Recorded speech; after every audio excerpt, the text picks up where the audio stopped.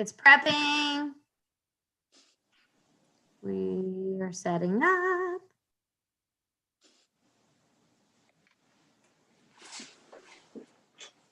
Cool. We're live.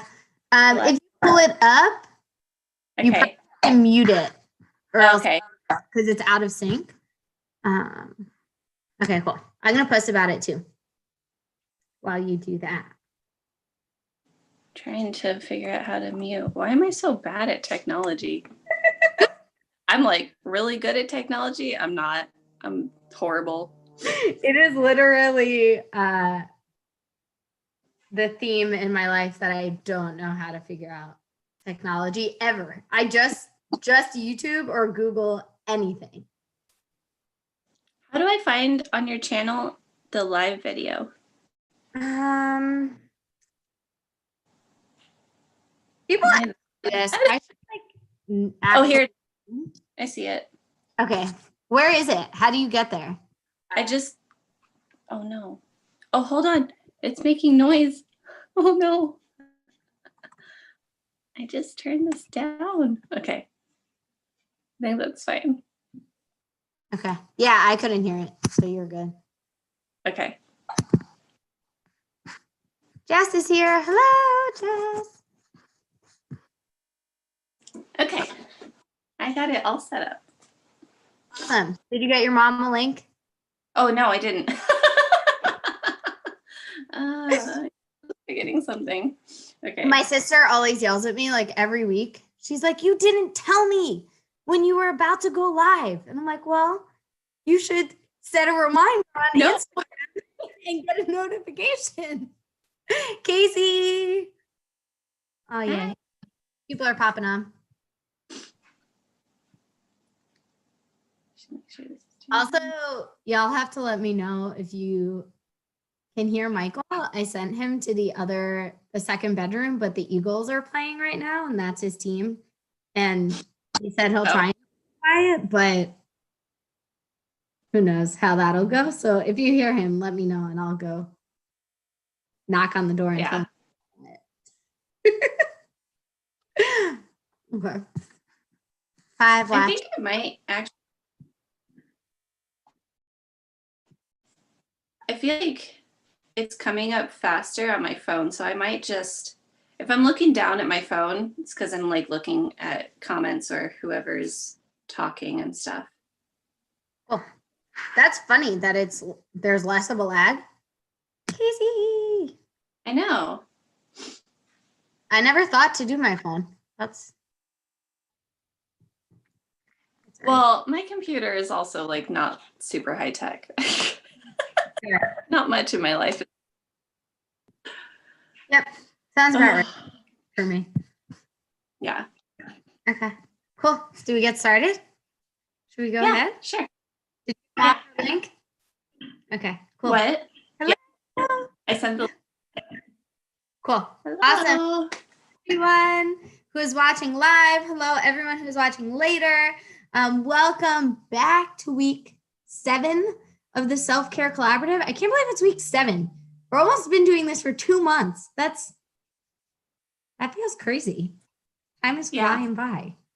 And I'm super excited to be here this week with a good friend of mine and someone that you probably all know. She does it all.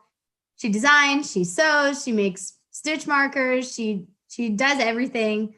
Why don't you go ahead and introduce yourself, Rachel? Tell the people who you are if they don't already know you. I'm Rachael. I do everything with Maven Crafted online. I would say I spend most of my time designing, but I sew and dye yarn and make stitch markers and everything. Basically, I don't know how to spin. I've always wanted to learn how to spin. But I think that's like, and I've actually wanted to learn how to screen print too. But my husband actually knows how to screen print, and I think he's purposefully not teaching me so that I don't spend like $15,000 on a screen printing machine.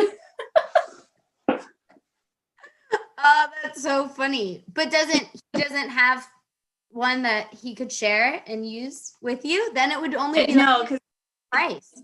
he doesn't do it at home, and he doesn't do it anymore, actually. But spinning is cool. That's one of those things for a long time. I'm like, oh, it looks so like meditative. I want to do it. And then I'm like, oh, but then I would never have time to knit. Yeah. Because knitting, I feel like everything that I do, I would always prefer, not like prefer to be knitting, but like if I forever had to choose one over the other, it would always be knitting, you know? Yeah. Yeah. I feel like now I'm getting into that. Like the more I'm branching out and doing stuff, I'm like, oh, like this is fun. And it's fun. But then I'm like, oh crap, now I have to like actually devote the time to do it. And like, I really just wanted to sit down and watch a movie and knit, but like I have to edit a pattern or do something else. And I'm like, ah. Yeah, also because knitting for me, it's the only thing that I can do 100% without like looking at it.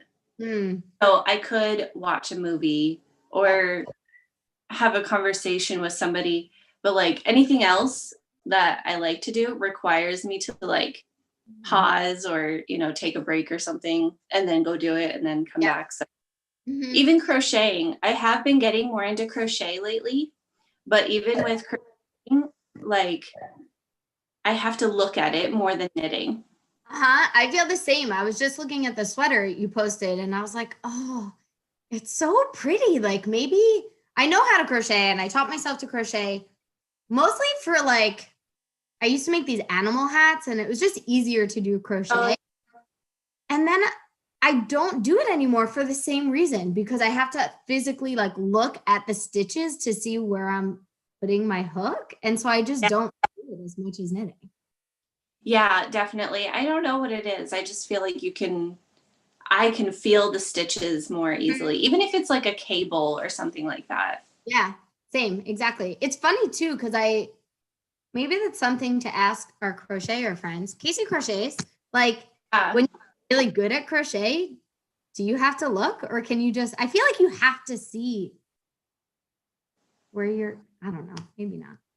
Yeah, I don't know. Maybe people feel the same way about knitting. That's true. I have heard a lot of people who are like, oh my God, you don't look at all. And I'm like, yeah, no.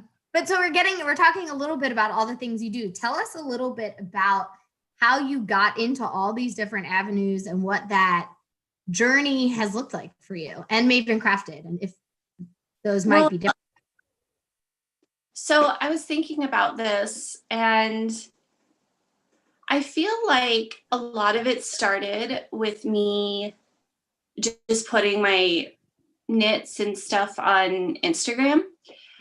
I mean, I've always been very like crafty and artistic. Even when I was in high school, I loved to paint. I was in theater, but not like the acting side. I was in the like technical arts side of theater. And so I always enjoyed that. And I learned how to knit. I think I was 12 or 13 when I learned how to knit. And so I've always knit, always. And I tried to teach my friends in high school, like at sleepovers. I'd be like, hey, do you guys want to learn how to knit? Do you guys want to watch Grease and learn how to knit? That was like, if you were friends with me, that's what I did. But yeah, so actually, I feel like I'm going to segue a lot. So just like rein me in if I. That's fine.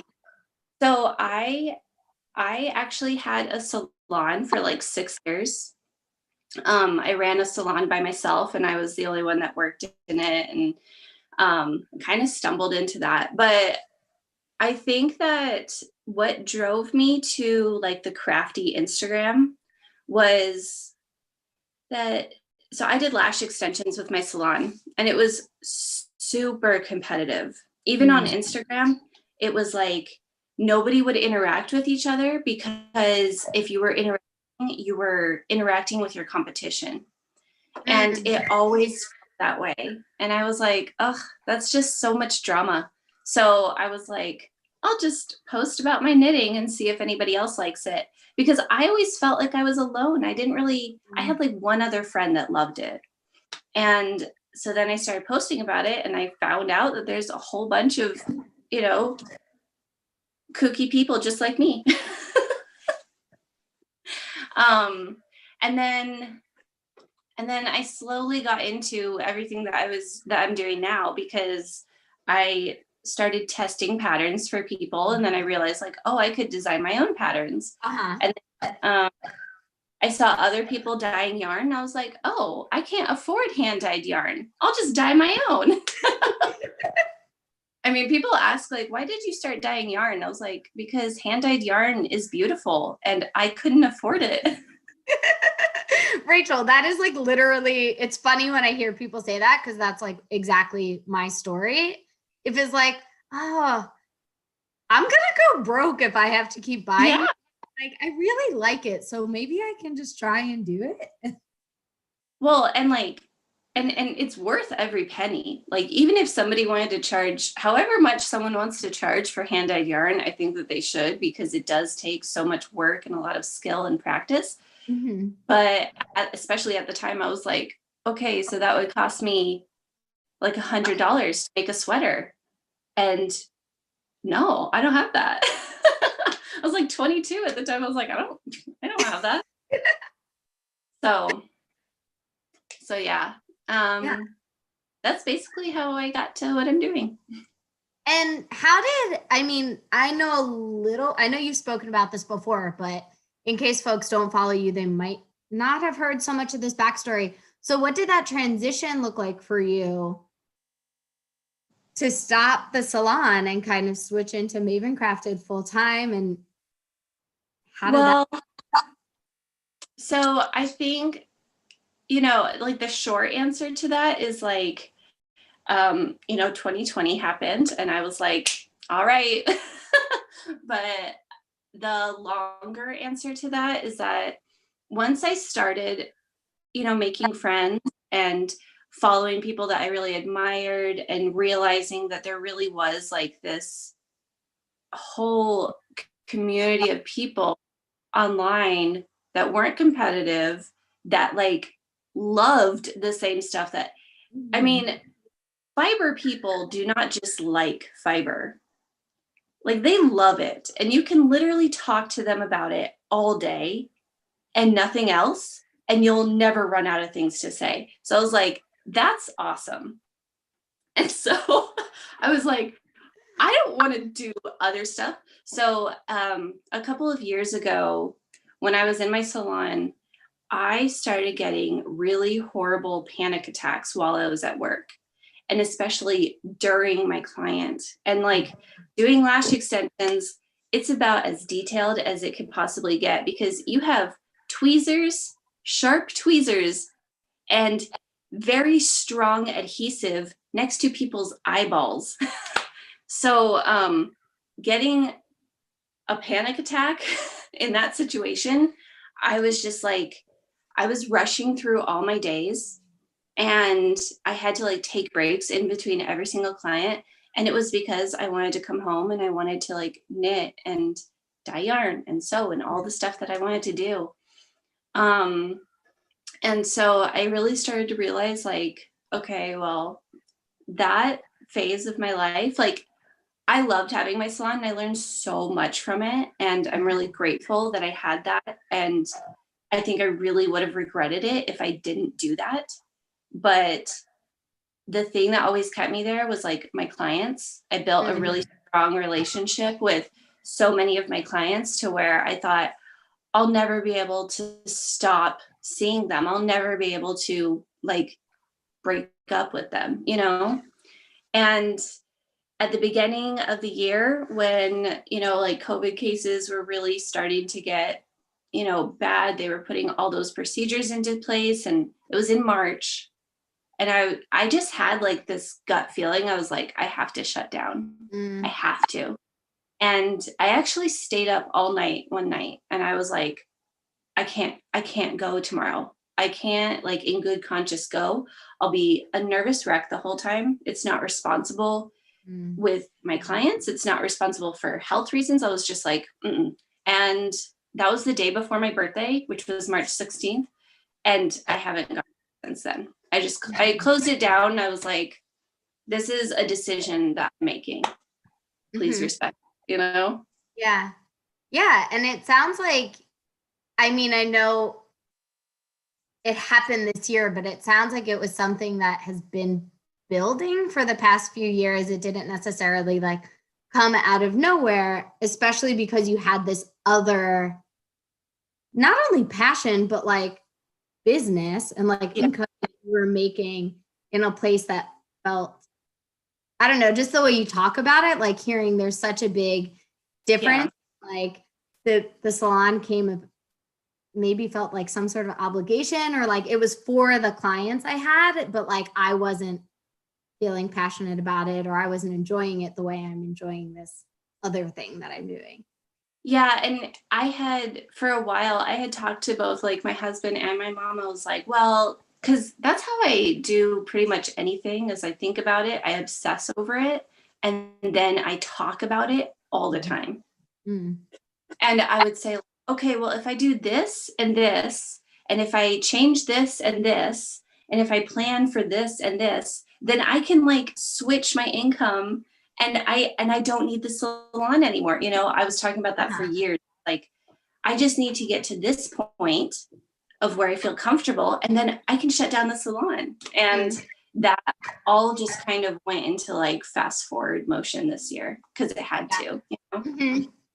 Yeah, I've heard a lot. I mean, a lot of people on here have said that too, that like COVID was like the straw that broke the camel's back, or like the tipping point that was like, okay, if I'm going to do it, now's the time. Like, I guess I have this fork in the road that I have to make this choice, and like, I might as well just jump in and do it. Well, and because the only other alternative for me was because I was not going to work on clients. I'm sorry, I was not going to be 6 inches from somebody's face for 8 to 10 hours a day. There was just no chance that I was never going to put myself in that position, or my family, or my clients. Mm-hmm. I've lost clients before. I've had clients pass away before. It's just the nature of being in a salon or having a relationship with people for years. And it's heartbreaking. And I was like, I'm not going to be the cause of that. And I'm going to prevent that as much as I can with my own life and with their life. So that was a complete, like, that wasn't going to happen. But the only alternative was, well, but then I have to find another job. And I don't work for other people. I've never worked for other people. Ever. Like, I worked at a yogurt shop in high school, and a shoe store for 1 month. Those are the only jobs I've had. That's funny too. And I wonder, I would be so curious to know. I always like, my research brain wants to like understand the fiber community more. And I bet that's a big part of like what we do. Like, there's so much freedom, and like, even if I'm following a pattern, like I can do whatever I want here. And I wonder if some like character trait that crafters or like the fiber community has there that might make it hard to like work for other people and have someone tell you what to do. I think that's a little bit of what it is. This would actually be like a really good segue into like my whole self-care mantra. Perfect. But for me, I have been told that I was unemployable. I have been told that I am not very good at following like rules and orders by like anybody.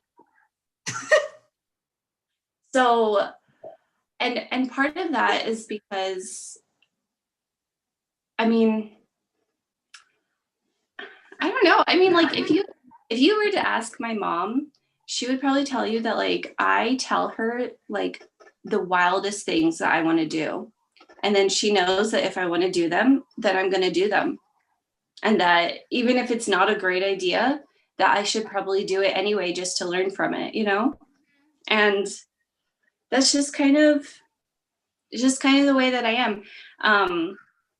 I think a lot of it started in high school when I started developing like this chronic illness that I have. That's another big part of it, is that I started, so I have fibromyalgia. I've had it probably since I was like around 13, but was diagnosed when I was 14. And for years and years and years, like nobody other than like my mom believed it was real.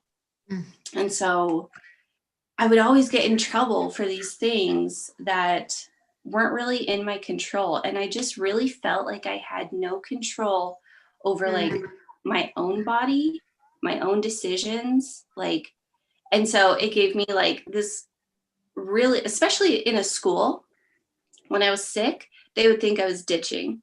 So it just gave me this like feeling of like, I don't want or need you to tell me when or how to do something. I'll get it done, but just give me my time to do it. And that's kind of how I've been since then. So I think the best way that I can like exhibit any type of self-care is just having like really strong boundaries for what I'm comfortable with and what I'm not comfortable with. That's kind of like the basis of, because when you have a chronic illness, you pretty much don't feel like you're taking care of yourself all the time because something within your body is not 100%. So it's really hard to like feel like you're taking good care of yourself unless you're actively doing things that you know you have the control over. That's for me how I deal with it. Especially, I imagine when it's something that's not like a physical that other people can see and trust. Like, oh yes, I see this about you, so I know that this is happening for you. And I imagine that, especially, I'm like, oh my God, and 13, 14, that's like middle school. That's like already a hard enough time, even if you're not dealing with any sort of illness, that like, yeah, I imagine that like just made that so much more complicated. You know, I actually in high school, so I was very lucky that my mom she always believed me. And I think deep down, like she's probably going to watch this and like nod her head the whole time. But like, I think deep down she knew that like, if I had my mind set on something, I was going to do it or I was not going to do it. And actually in high school, I withdrew from school for a semester. I think it was just a semester, but I was like technically not enrolled in school. And I had enrolled in some online classes to catch up. Like I still graduated on time and all of that. But it was just a point where, you know, I told my mom, I was like, I can't keep going to my classes. I'm just going to go, or I'm just going to leave and come home early, or like, I'm just not going to pay attention. I'm going to fall behind. It was a mixture of, there were so many things going on. My health was really struggling. I was at the doctor all the time. I had gotten really, really, really skinny in high school from stress and, you know, the illness like developing, that I needed like a pause button. And I'm so thankful that she kind of allowed me to do that, because do you know what I did? I didn't go out and get a job. I like knitted and painted, and I just kind of like refocused myself. And then I caught up with online classes. But I think it's something that has like shaped who I am now. Yeah. Because it gave me like the knowledge of how to express to people like, I need to do this, you know, and like have, like, that very strict boundary of like, this is what I need and how to communicate that to somebody. Yeah. How do you imagine? I mean, Rachel, that's like a hard thing for most humans to do, like even adults. And so, like, as a teenager, I mean, it sounds like mom was really an important part of that because I imagine if she responded like my parents probably would have responded, like, just walk it off or just suck it up and deal with it. Like, I would not have been able to do the things you did. But like, it also sounds like you had so much insight, like not only the will that like, nope, this is what I'm going to do, but also some knowledge or awareness of like, this is what I need right now. And like, is that something that you've always had, or like, how did that develop for you? I think it was like I wasn't aware of what I was needing. I was just acting out like intuitively. Okay. Like what I needed was just coming about. So I probably didn't tell my mom, like, hey, I really need this time to pause and reflect. I probably Mm. said something like, I can't do it. I'm going to go be in my room eating chocolate. Love my chocolate. I was probably, like, and also just honestly, my mom's like superwoman, I swear. Like she I think everybody's parents, everyone, especially with like moms, not everybody, but a lot of people say like, oh yeah, my parents know me so well. I mean, like my mom like knows me so well. And I feel like it's just, yes, if I had a different mom than her, I could see it could have gone a much different way. So that's why I say like, I'm so grateful that she trusted me and gave me like that experience, Mhm. because I think it was also what guided me to be able to like open my own salon or do this business or just, not work for other people. Mhm. Even when I was in beauty school, my instructor told me, she said, you're not going to be able to have a job. And I was like, what? And she said, you're going to need to work on your own because that's how you work best. She was like, you produce such good work, but if somebody tells you how to do it, you won't do it that way because Mm. they told you to do it that way. It's like intuitively, somebody could tell me to knit like continental and I'll purposefully knit English. It's just, that's how I want to grow and learn, by messing up on my own. And I'm stubborn. Yeah. But that sounds like it was so important to like your journey.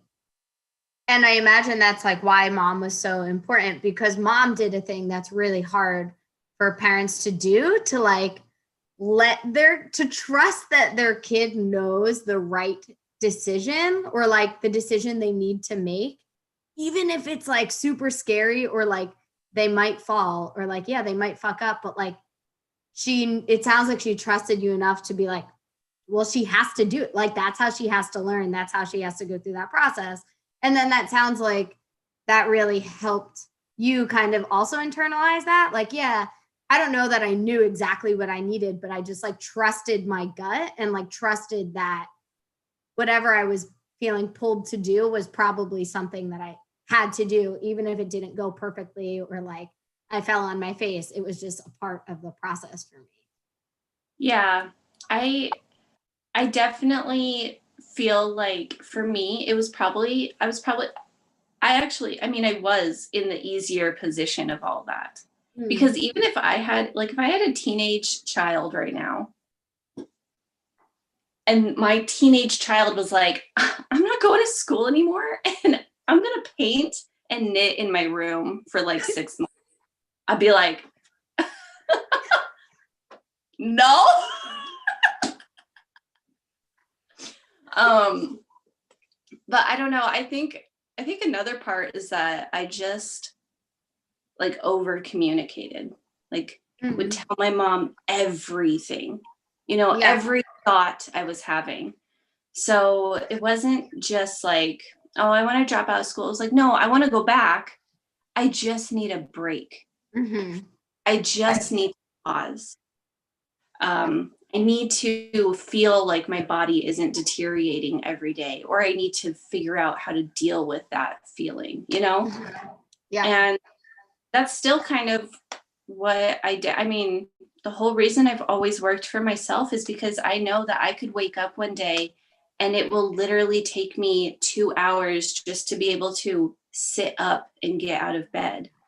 So how am I supposed to show up to a work office at 8 a.m. Monday through Friday if I don't know when my body is going to like tense up? And, Mm-hmm. you know, so it was kind of this position of like adapt, Yeah. And so what does that look like now, Rachel? Because you're talking a bit about like listening to your gut and just trusting that process, giving yourself like the space to do what you need to do. If you need 2 hours to wake up, or if you need a break for a weekend, and like setting boundaries sounds really important. Is that easy for you? Like, what does that look like in your life right now? I think it's become a lot easier this year. I think that the importance of boundaries has really been illuminated this year, Yeah. because I think that what I noticed is that I had set a lot of boundaries in my life already that I didn't really know that I had set until they were tested this year.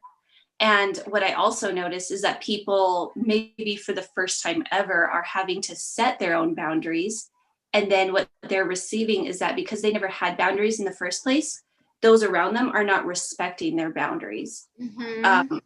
Like when you were describing me yesterday in your stories that I was like from Arizona and that like I take no shit, I was like, I feel like I take a lot of shit from people. But I think also part of it is that sometimes I will unapologetically like remove myself from somebody, especially if I feel like I'm getting to the point where like a situation is making me physically ill. I will like remove myself from it because I know that it'll take me months to recuperate if I stay in a situation that is not healthy for my body and my illness. And that has taken me probably, I mean, I'm almost 30. That has taken me like 15 years to develop. Since I was diagnosed, like that has taken me that long to figure out that like sometimes the biggest boundary is actually like that I need to get away from or distance myself from. So I think that this year, with people working from home, not seeing their friends and families, like, what I heard a bunch about like Thanksgiving was that some people were feeling pressured even by their family to come see them, even if in their gut they didn't want to because of health reasons. And, I feel like even with your family, you need boundaries, even probably more than other relationships in your life, Yeah. And so yeah, I feel like if I didn't have those like strict boundaries in my life, I feel like I would just be sick 24/7. But that sounds, I mean, it's interesting. And I like the point that you bring up that I think a lot of people this year are doing this for the first time ever. And like, it's so hard, not only to do it, but because of how other people in your life might respond. And it sounds like you had learned that, or had been learning that, or had been practicing that for most of your life, half of your life. And so coming into this year, it wasn't something new for you to practice and say like, oh, no, wait, there's a boundary and I'm going to make it a hard boundary now because that's not being respected. Or Yeah, even with my clients, I really expected a lot more of a pushback when I said like, hey, I'm going to shut down. Yeah. I expected a lot more of a pushback. But I think a lot of my clients, especially like my regulars that have known me for years, they were like, nope, she's serious. Like she's, and you know, a lot of them, you know, they'll drop me messages every once in a while here and there, and they'll ask me like, hey, are you coming back? Not because I want you to come back if you're not coming back, but like, if I go to somebody else, will you be upset? And my answer is no. Be safe. You know, I'm just like, you better be safe.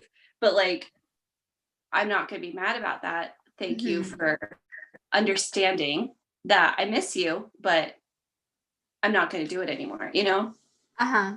It's also funny. It sounds like people in your life know, like even thinking about the post yesterday, like it sounds like other people have this perception that like, oh yeah, she's serious, or like she's going to do what she wants, or she's going to hold her boundary.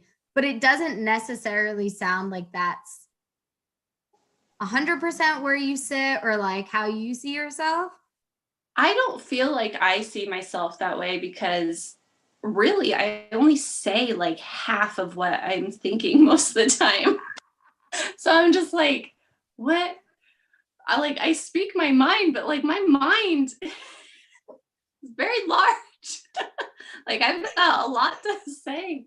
Okay. Have you ever heard of like, there's only one Jewish stereotype that is accurate to my life.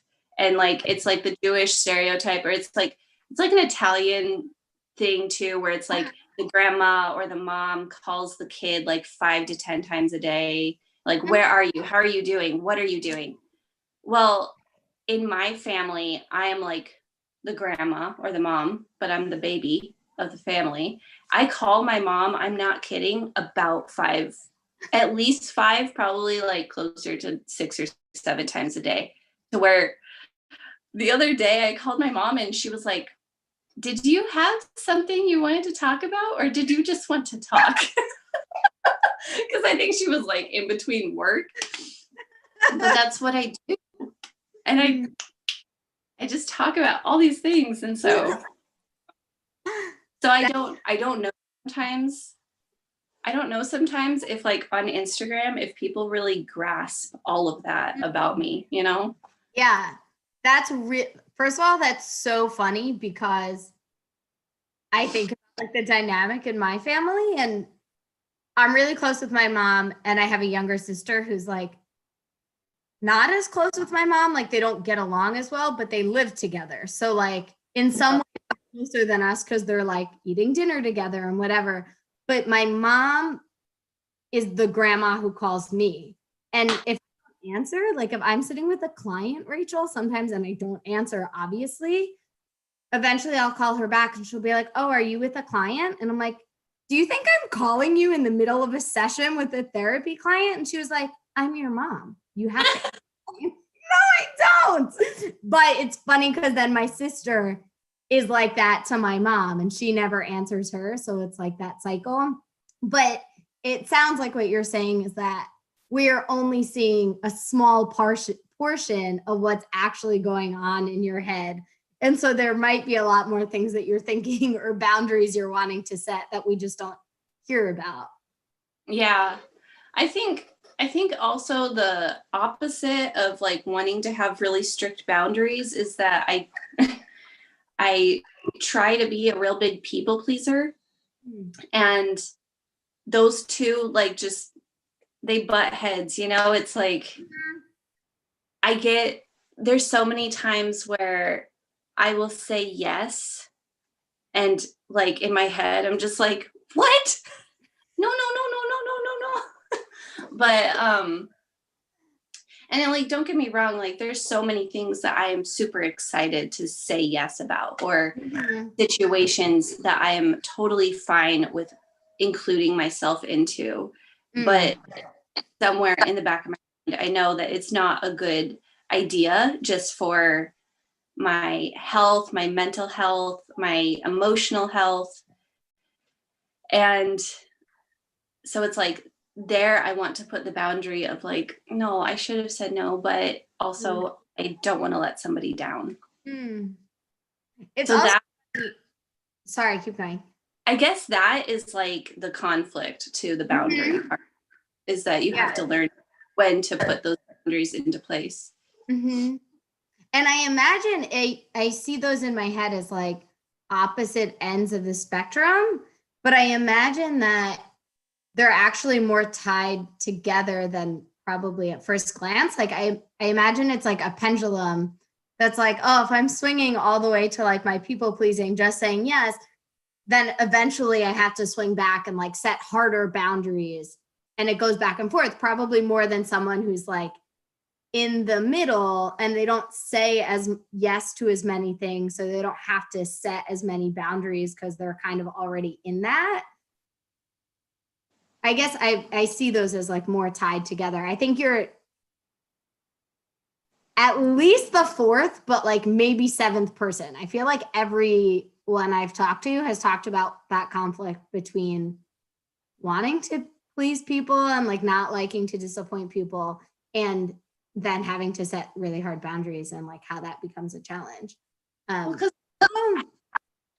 I feel like we live in like a society of like guilting each other, like, or it's just, we have such a competitive society where it's like, I think that there are some times where, especially in the maker community, really, where it's like, oh, somebody's doing a collaboration, I have to do that too.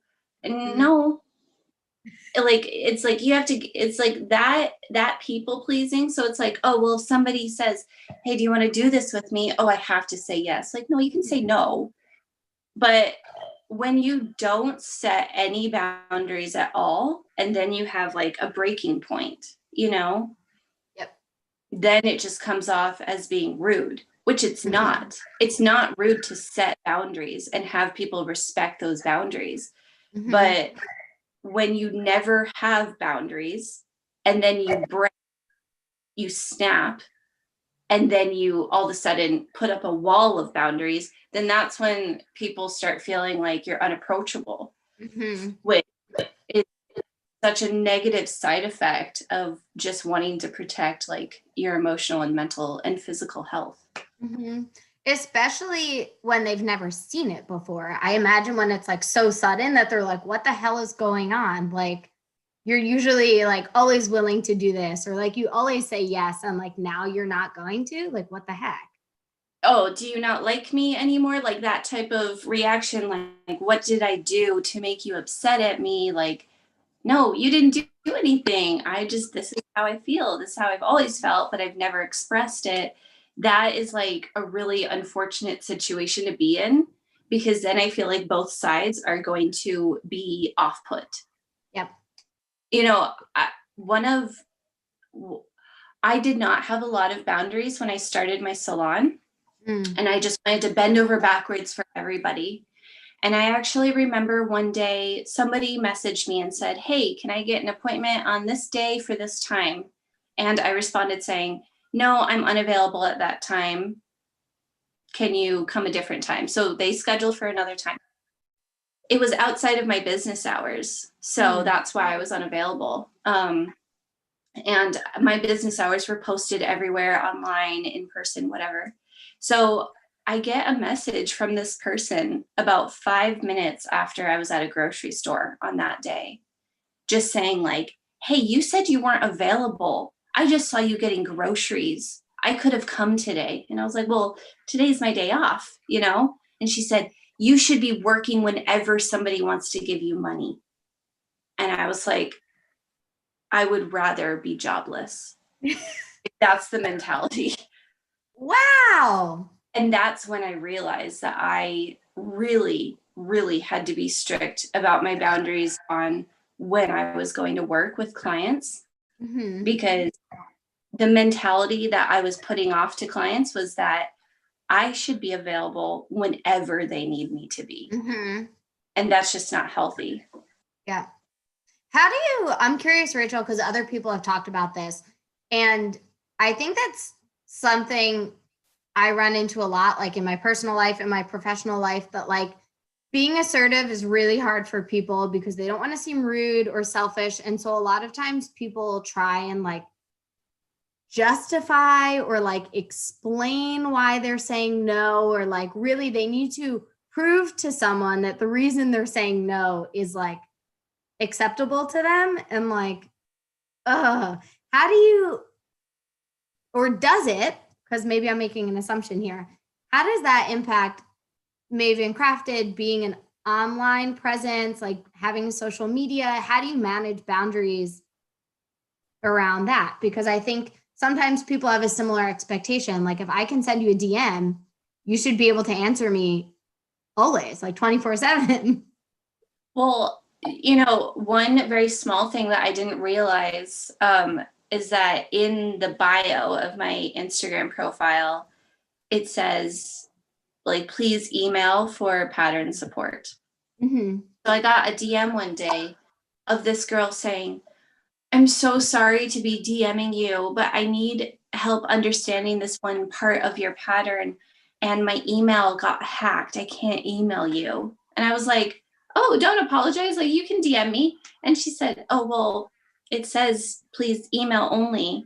And so then I realized, I was like, oh, that was like a boundary that I set that, no, not even thinking about it, because I was just thinking, oh, well, this is going to be the best way for them to get a quicker response than getting stuck in my inbox of DMs. But, I was like, oh, no, you can DM me, but thank you for trying to email first, I think it's also important because how you can set boundaries without seeming like a bitch is like appreciating when people respect those boundaries. Mm-hmm. If somebody, I have a friend who does not like to be hugged. Mm. She does not like hugs. So especially like pre 2020, like just in general, does not like hugs. And Yep. she tells people that like almost upon meeting them. I don't do that. I'm not a hugger. And so like if I just wave to her hello when I see her, she acknowledges that. She goes, thanks for not trying to hug me, when she knows that I'm a hugger. Uh-huh. That's So interesting too. That's something like small, like acknowledging that someone is respecting you, how like that can actually, I don't know, just be really helpful. I think that it's only fair if you're going to set like a guideline that you need for yourself, that you also acknowledge when it's being adhered to for your own sanity too, because Yeah. because when you acknowledge it to somebody else, you're also acknowledging yourself. Yeah. And it feels good to know that like people are respecting you. Mm-hmm. That feels like reassuring that like, oh, people listen to me, Yep. And I imagine it's one of those things that's like the negative stands out in our minds more. Like that's just how our brains are wired. And so if we're not making a conscious effort to think about the other times, like we're only going to think about the times when our boundaries were pushed, or like when someone was rude to us. And like if we're not making a conscious effort to be like, well, what about all these other times where my boundaries were respected, or where someone went out of their way to be respectful or like thoughtful or mindful of what I had asked about, like holding those present in like the front of my mind so they don't just get buried somewhere. Yeah. The thing that comes up like in my mind more than anything else in regards to like you were talking about online and Instagram is, I think for the first time for a lot of people, they are starting to express more personal opinions. And I think that some people have done that all along. For the first time, some people are really kind of saying like, hey, I am a real person with real thoughts, and these are what my thoughts are. And what they're receiving from some people is a lot of backlash. I'll see somebody post something about any issue really, and then in their stories a couple hours later it'll say like, well, I just lost a bunch of followers and received a bunch of hate messages. And I can honestly say that in the last year, I've probably received like 3 rude messages. Mm. And I think that I think it's because I've always kind of like just said my opinion Huh? because I talk a lot, especially to myself more than anybody else. I like have these like conversations of like, okay, this is how I'm going to do something like this, you know? And so I think that people are really learning how to like stand up for themselves. Mm-hmm. And I don't think it's like ever appropriate to like tell somebody that they're not allowed to express themselves. Mm-hmm. And clearly, like if somebody is getting a lot of messages like that in return, like a lot of hateful messages in return, then they're not like setting this boundary of like, this is my page. If you don't like it, there's no reason that you have to be here, you know, something like that. Yeah. And I don't know exactly when I would have said anything like that. I don't really think that I ever have said anything like that. I mean, I'm sure I have in recent months, but prior to that, other than me just always kind of saying my opinion about things, I don't know exactly what it is that I do that stops people. It's funny though, and hearing you talk, I'm like, oh, like I wonder, we have that similarity there, and I wonder if maybe that's what it is, because I had a similar experience this year after George Floyd was murdered, and starting to talk about Black lives on my page, and people being like, I don't know. And obviously I didn't have so many followers, and I was like, fuck it, like whatever, my business is not important if I'm not like being myself in this space.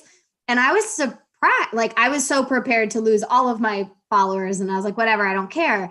And I was really surprised that I don't think, like, there was nothing significant that happened. Maybe a few people dropped off, but like it didn't feel noticeable.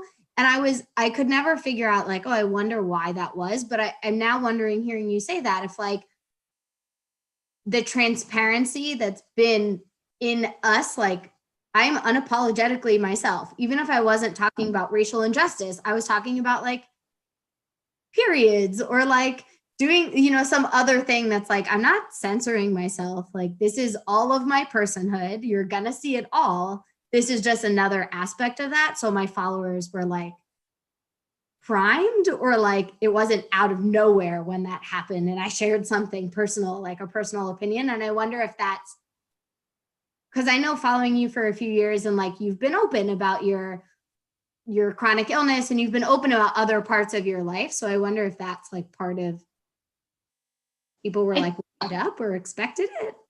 I think it is because like I remember you always talk. I'm like holding up a fake phone. Like you always videotape yourself on your story.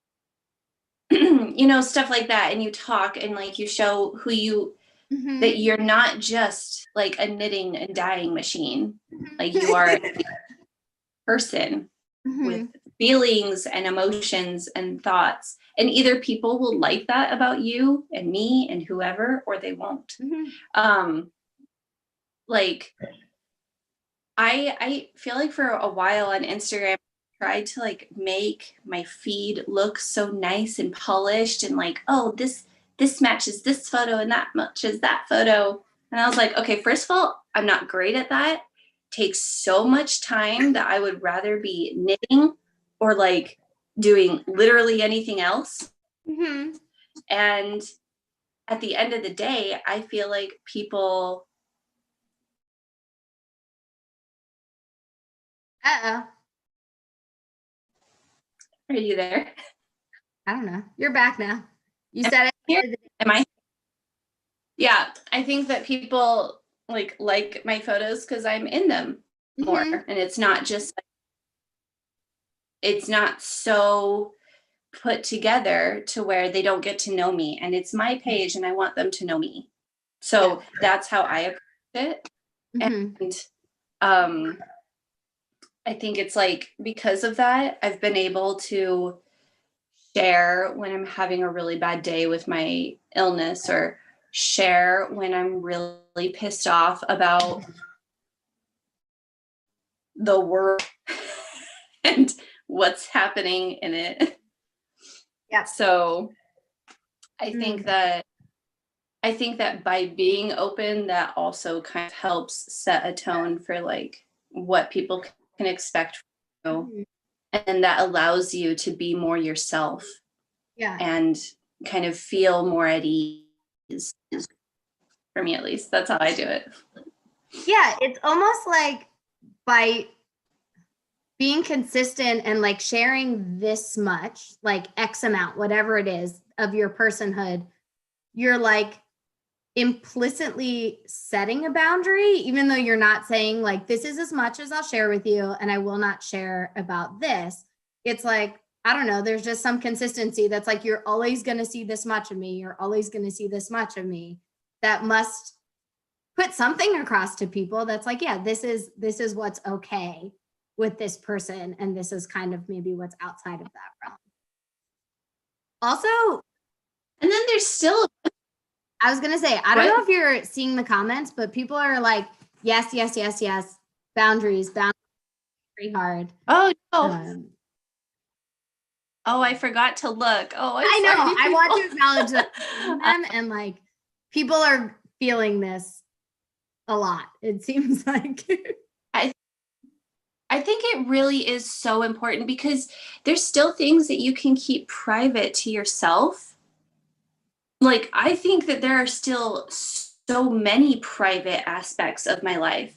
Like, I sometimes I think about like, how do people see my life? Like, how are they looking in at my life? And so when somebody tells me something about my life that they pick up on, I'm just like, oh, that's interesting. Because there's so many things that I can still have that are private, you know?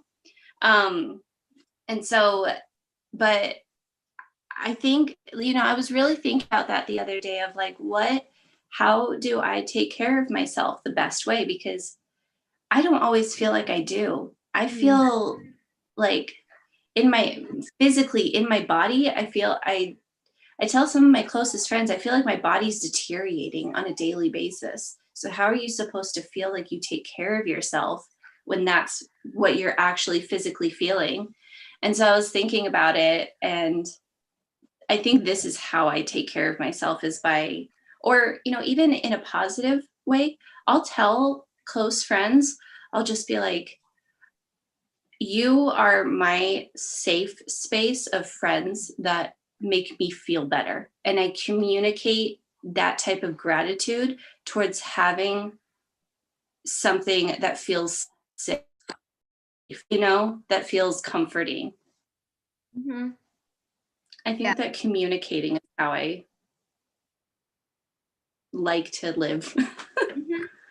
I'm not surprised. I mean, I'm not surprised to hear that works for you, because I think that's what, like, being a therapist, that's what therapy is, like caring about someone else, knowing that someone cares about you. But it's not just, or I don't think it's just like, I go to a therapist, I dump everything onto them and like have no regard for them as a person, and then I leave. But it's like, how do you create relationships where there is mutual caring and that's shared? Because that's also what heals us, right? Like taking care of our people who eventually take care of us is like part of taking care of ourselves.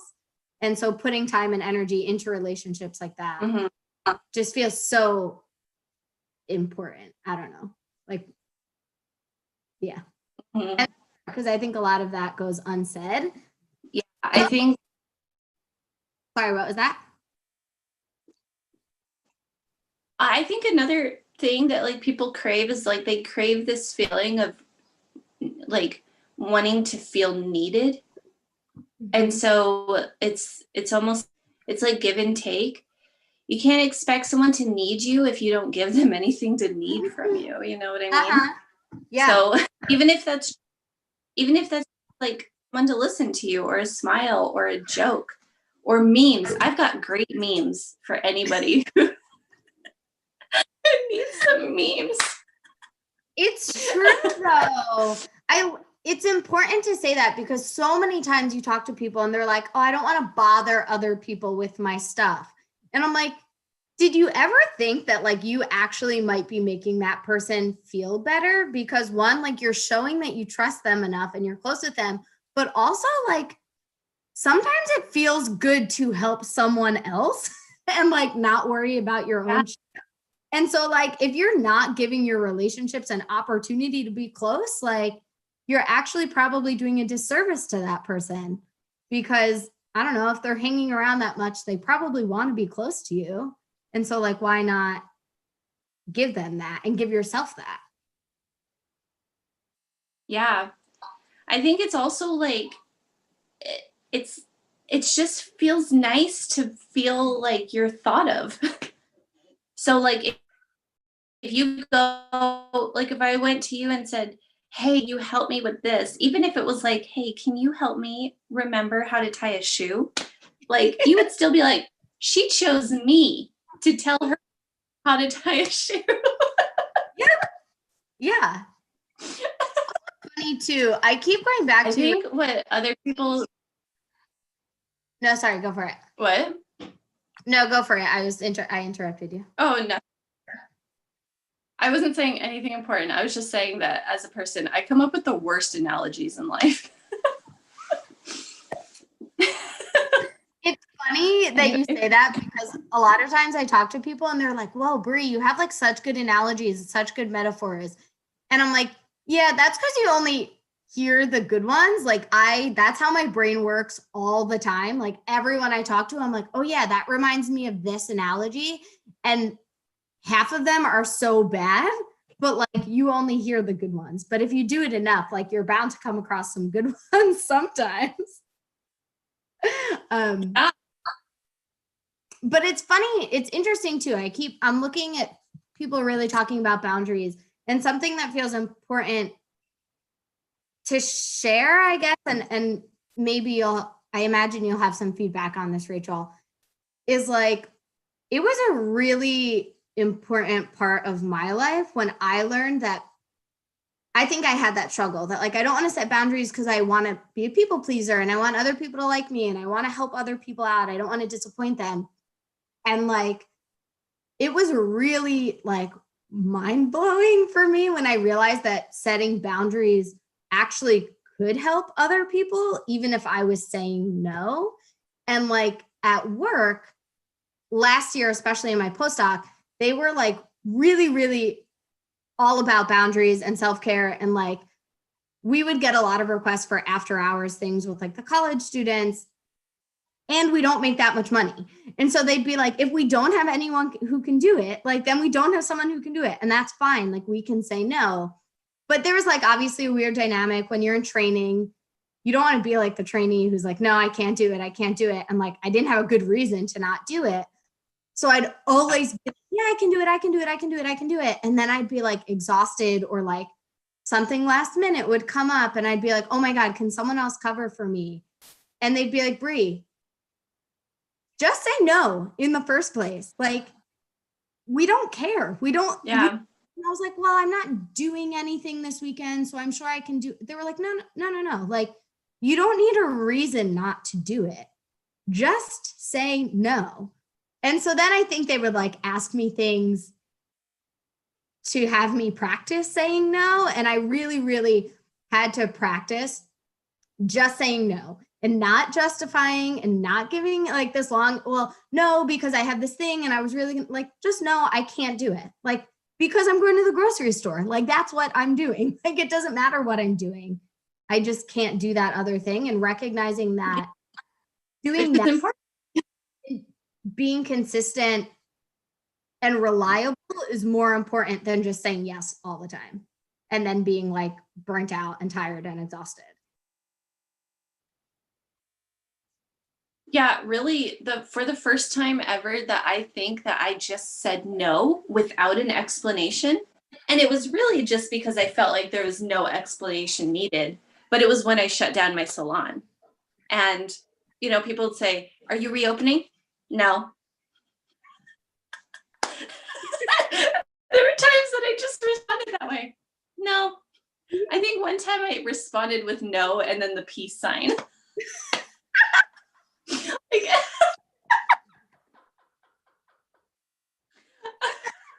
it was an emotional year this year. I got weird in my responses to people. But, That's so funny. you know, I think the whole like saying no and not saying no because is so important. Like, I know that if I was in a situation, like I saw somebody say that setting boundaries with their family is the hardest. And I can totally see how that is. My answer of how I've been able to with my family is that I am extremely stubborn. But, you know, like, I know that if, you know, if like my mom said, hey, can you do this? And I told her no, she wouldn't like question me, like, why? You know, she would just say, like, okay, are you okay? You know, like, do you need this? Do you need help with something? Like, can I help you? That type of, you know, relationship. But I'm sure that like every single person in my family would tell you that I am very stubborn. I think You have to be. I think that with family, I think that with family members, especially what I've seen from other people dealing with their own families, is that like, you know, they could say no 3 times, but the 4th time that that family member asks, they're going to say yes. And I think that if you're having trouble setting certain boundaries with family, I would say, especially with seeing family when you don't feel physically safe enough to do or something like that, I think that the answer to that is to just know that they'll probably will still love you in the end. And that you can just keep on saying no. Mm-hmm. And if your family cannot respect your boundaries, then they are not thinking of your well-being. And you might need to say, all right, well, I need time to reflect on this, you know? Mm-hmm. Yeah. But that's me. I know that's not easy for people. I know that that is much more easier said than done. Yeah. And it works for you. And so sharing that. Yeah, it works for me. Yeah, it works for me because I just can't imagine it being a different way. And I don't have to tell my family no. I think they probably have to tell me no more than I have to tell them no. I was gonna say also like your mom sounds awesome. So like I don't know. That feels important to like. What? I was gonna say your mom just sounds awesome. So like that feels important to have a mom who trusts you and respects you and will listen to you. Well, there was, especially like right when I got into college, I would call my mom like at any hour of the day, all the time, and like wake her up in the middle of the night and be like, oh, I thought of this. And she's like, I was asleep, you know? And so I remember my mom said to me, she was like, send me an email. If you wake up at 2 a.m. and you think, send me an email. Do not call me. These are my business hours of accepting phone calls, you know, something like that. And so then I got into the habit of emailing my mom every night. I would email her like a bullet point list of like everything I had thought of. And then I would discuss it with her when I woke up in the morning. That's cute though. You know, she told me like. Sorry, you were lagging, so I keep cutting you off. Keep going. Yeah. No, that I was interrupting you. It's fine. I was going to say that sounds like an important thing for boundaries too, that I think I was talking about. I don't know if it was last week with Chelsea. Other folks might remember more, but like sometimes it's really hard just to say no, like I'm not doing that. but to share what you're willing to do. Like for mom to say, like, I cannot answer your phone call at 2 a.m. I'm happy to accept an email from you, and then I will read it and respond to it as soon as I can. And so sometimes that can be a way of setting boundaries too, instead of just saying no, that doesn't work for me. And I'm willing to do this if you're okay with that. Or like letting people know that it's not because you just don't give a shit or you don't want to be helpful, but like that just doesn't work for you. So this might work instead. Yeah. Giving like an alternative. Yeah. I also, Rachel, realized I think sorry, keep going. Share. What? No, yeah, I keep cutting you. I think mine is like, I think that mine's lagging a bunch. You're okay. I just am excited and talking a lot, probably. That's okay. Yeah, I don't know where I was going with all of that other than just I don't know. Oh, I know what I was going to say. I think that it's easier for people to accept a no if you give them an alternative. Mm-hmm. So like if somebody wants to work with you and you're too swamped, you could say, no, I can't now, but contact me at this date. Mm-hmm. And I'll be in a better mindset to acknowledge that plan or something like that. I don't know. That wasn't professional, but no, but that makes sense. And it probably takes away the piece that you were talking about. Like sometimes people take things really personally if you set a boundary. And so that probably helps people realize like, okay, it's nothing about me. It's just that's not going to work for them right now, but they still like me or they're willing to hear from me in a few months. So like, I imagine that helps that process a little bit. Yeah. Yeah, because if my mom had told me, like, don't call me at this time, then I maybe have felt like, oh, well, I can't talk to her about things that I think about at 2 a.m. And instead, it was email me instead. So I'm like, oh, it's 2 a.m. Okay, I'm just going to email my mom a whole list of everything that I need to talk about. Yeah. And so I also realized, Rachel, that we're a little bit over on time, and I know people probably need to like eat or do things. Yeah. I know we didn't talk about this before, so I don't know if you had something in mind, but folks have been kind of giving, if this is your first time checking out a self-care collaborative one, welcome, and go watch all the other ones because they're great. If this is not your first one, then you probably know every week we've been giving some sort of like challenge or homework assignment or like call to action for folks. And I was wondering if you had anything in mind that you would like folks to try and do, whether it's this week or whenever they watch your video, just to take care of themselves, maybe to try something new. I thought a little bit about this, and I was hoping to be able to, like, I don't know, describe it better, but I like to make a lot of lists, and it's how I keep my mind clear, even though I would consider myself the most organized person. But if I'm really, really, really stressed out, I will write down like the top 3 things that are really frustrating me the most. And then I will see if cause of something that I'm doing, I can control the cause of the stress for that thing. And then I think that would be a really good place to be able to expand on where to work on maybe some boundaries that you should set in your life. Yeah. So that's probably what my homework. Yeah.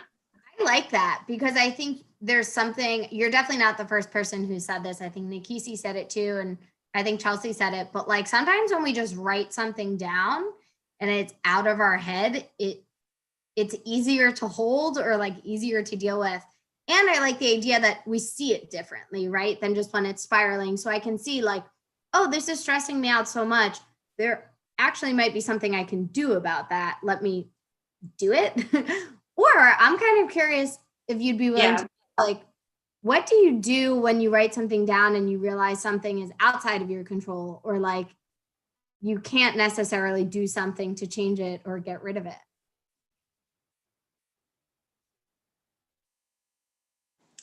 I mean, really, the real answer is I'd probably start crying.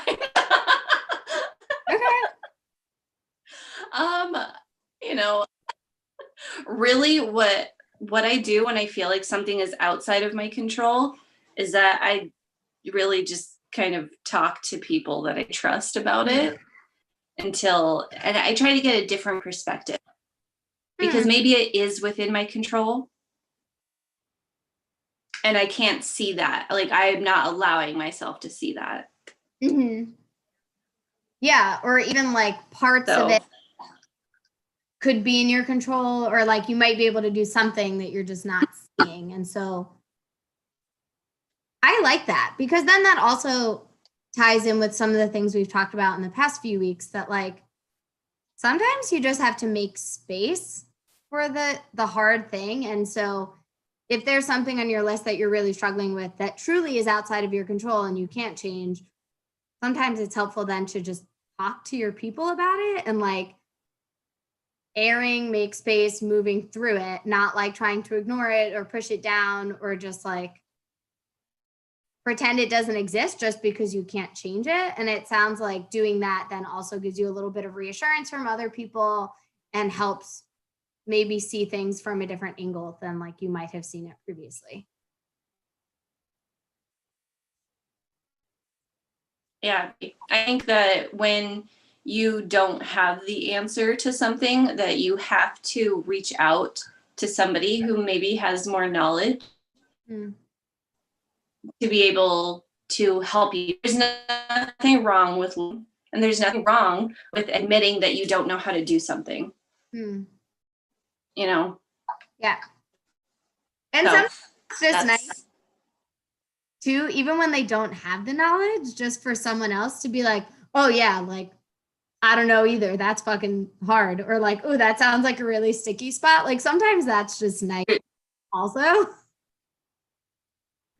Yeah, or then if you feel lonely in that situation, then somebody could be like, "Oh, I don't know the answer to that either, but I'm in the same situation, so you're not alone." Sometimes it's just nice to not feel alone. Like these are things that we know, but I think when we apply it to ourselves, we forget. Yep. We forget that we're not alone, or we forget that we're not supposed to have all the answers to everything all the time. Mm-hmm. Cool. Yeah. I like that. So I think that's perfect homework. Is that something, Rachel, do you do that like every day, or is that just like when something's really bugging you, that's kind of what you turn to, or is it part of a routine or like a habit for you? It's when I feel so stressed out that I cannot pick something that to focus on. And I should probably do it more often than that if that's the only time I'm reaching to do something like that. But I would probably say that like if I did that once a month, I could probably manage a lot of the stress better in my life. It's just like this self-awareness, like having an awareness of what is consuming you on a daily basis is it's bound to be more healthy mentally, physically, emotionally. Yeah. I like that. So maybe challenging people to do it at least once during the week, like even if they're not like in the middle of a breakdown and like that's their only solution, like challenging folks to see if you can come up with a few things that are stressing you out, or a few things that you're struggling with, and just kind of seeing it on paper and seeing what happens when you do that. I actually think it would be a really good idea to try to do that when you feel really good about something. Like maybe if you wake up and you feel really like, oh, I'm going to get a lot done today, that type of mindset. Like maybe do it then because sometimes when you're really stressed out, you kind of feel like everything's just crashing, and it's not the most clear mindset to have. Mm-hmm. I like that. I like that a lot. And just recognizing, I think, treating it like an experiment and recognizing like what it does for you. Like, okay, so when I write this down, how do I feel about it? Okay, when I talk to someone, how do I feel about it? When I recognize that there's actually something I could be doing to make this different, do I feel like critical and angry at myself that I didn't do this sooner? Or do I feel relieved that now I have something to do? And just having that awareness, like you're saying, and recognizing what's kind of going on for you when you go through something like that. Cool. I think that's perfect. Yeah, totally. I love it. Any other last words or thoughts before we sign off tonight? I don't know. It just, I guess if anybody would ever learn anything from me, it's that you can totally get by with not doing everything that everyone tells you to do. I love and it. That you might feel a little bit that's kind of the best way to describe personality, is that I'm not great at doing what people tell me to do, but if they give me the space, I will do it in my own way, and hopefully in a very positive way. Yeah. So. And I love the thing that feels so important that stands out is like, I don't hear you saying like, oh, I know exactly what I need to do, or like, I know that I'm going to do it and it's going to come out perfectly. Like, I hear that part of you that's like, I might totally flop this, but like, fuck it, whatever. Like, I just have to do it and go with that. And like being open that like, it might not go perfectly. You might not know everything or like have all the answers. And it's still important for you to go through that process and figure it out. That feels so cool. And like exciting for me to know that other people are out there who like still can do something, even if it like feels scary or not super perfectly laid out or like set in stone that things are going to be okay. Yeah, I mess up all the time. So yeah, I think it's fine to mess up, but it's important to like give yourself that freedom to be able to mess up. So yeah. Cool. I'm excited to see what everyone comes up this week. I'm excited to see what people share, if they share their lists, if they share what the experience was like.